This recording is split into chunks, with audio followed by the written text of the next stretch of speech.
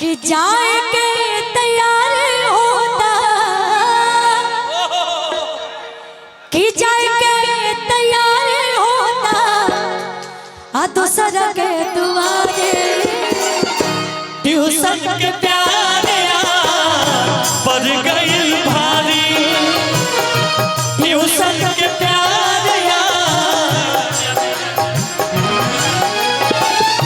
एगो ट्यूशन के प्रेम कहानी बा रितिका जी। ट्यूशन में जब एगो लड़की एगो लड़का के प्रेम हो जाता, मस्ती वाला, इनका दिल नहीं टूटा। ठीक है कोई बात नहीं, लेकिन ये तो अब इनका दिल टूटने का उम्र थोड़ी है कि दिल टूटेगा। इनका बचपन में टूटा था। दिल टूटने का उम्र इन लोगों का है। बचपन में टूटल रहे ना दिल, बचपन में।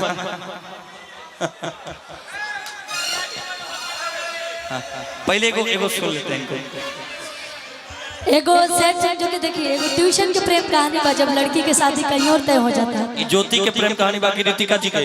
ज्योति तो कहते नहीं कि हम प्रेम में नहीं कहने।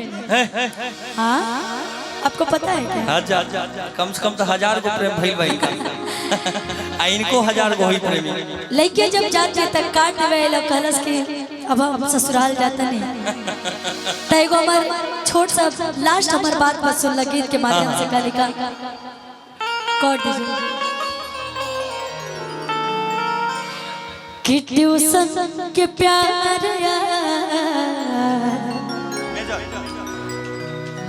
पर गइल भारी भारी भारी कि ट्यूशन के प्यार पर गइल भारी अकल कि जाए के तैयार होता,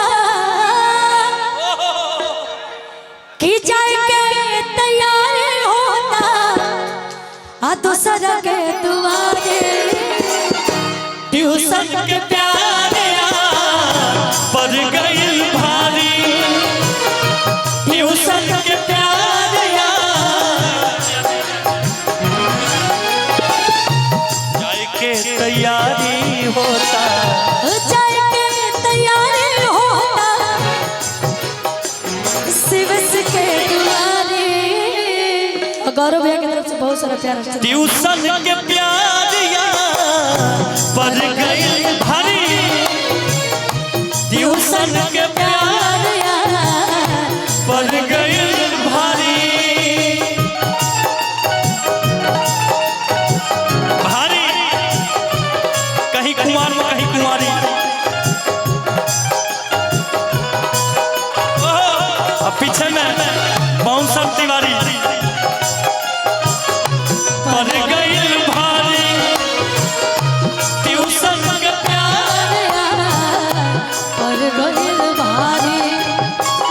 रितिका जी आप इधर आइए, रोहने थोड़ा इनके साथ। नहीं ठीक है, बैठ के लेते रहिए पैसा। ठीक है कोई बात नहीं, आप यहीं पर रहिए।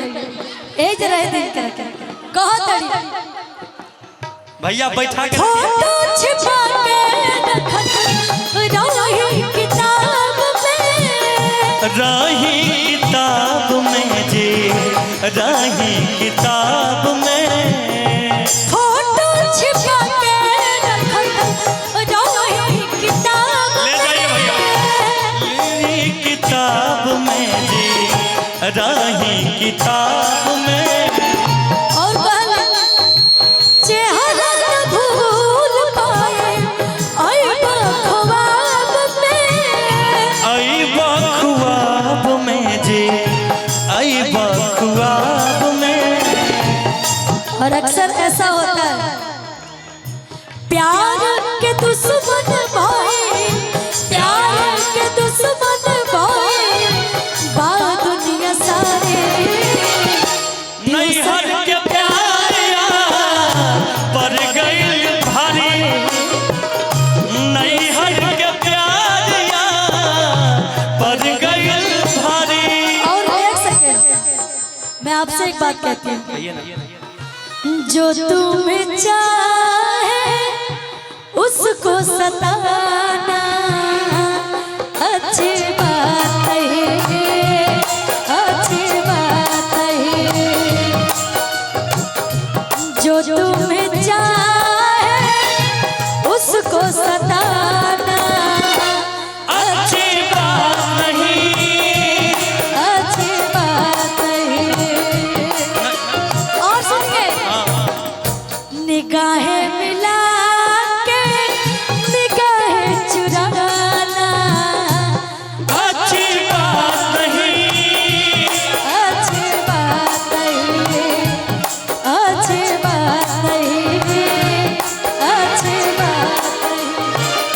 ट्यूशन के प्यार यार पर गइल भारी, ट्यूशन के प्यार यार पर गइल भारी। और कहली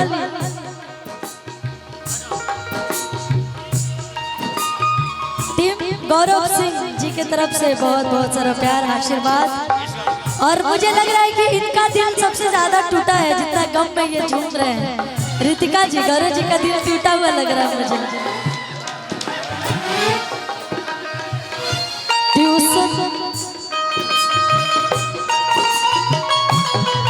बेकरार हो न जाए तेरा दिल दीवाना, बेकरार हो न जाए।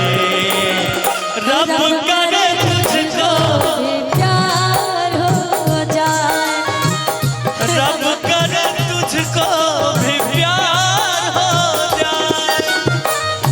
ट्यूशन के प्यार पर गइल भारी, ट्यूशन के प्यार। ए भैया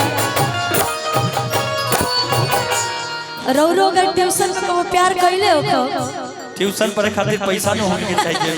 ऐसा तो नहीं है, आप तो पढ़े लिखे हैं। मुझे तो नहीं लगता है कि आप ट्यूशन नहीं किए होंगे।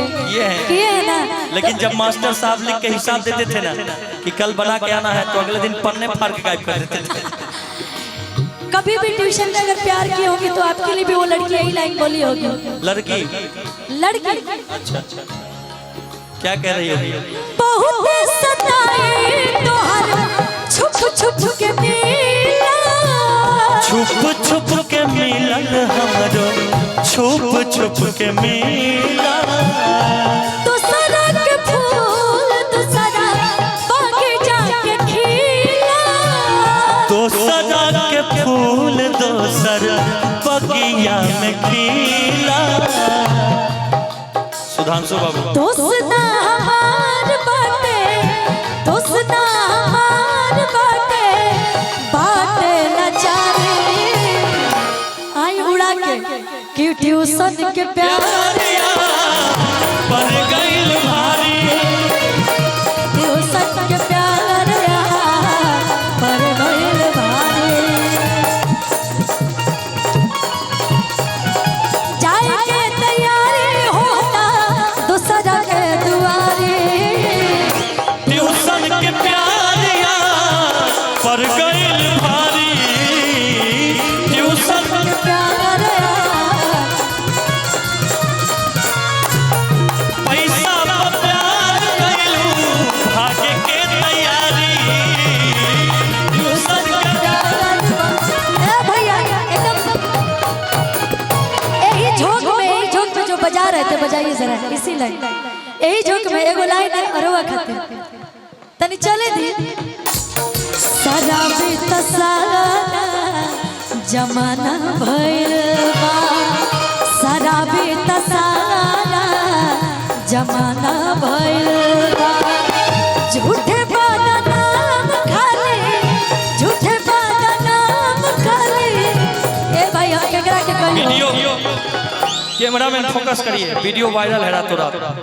झूठे बाना नाम खाली, शिव से जी भइल बा, नैहर के प्यार तोहर खजाना भइल बा, नैहर के प्यार यार दीवाना भइल बा।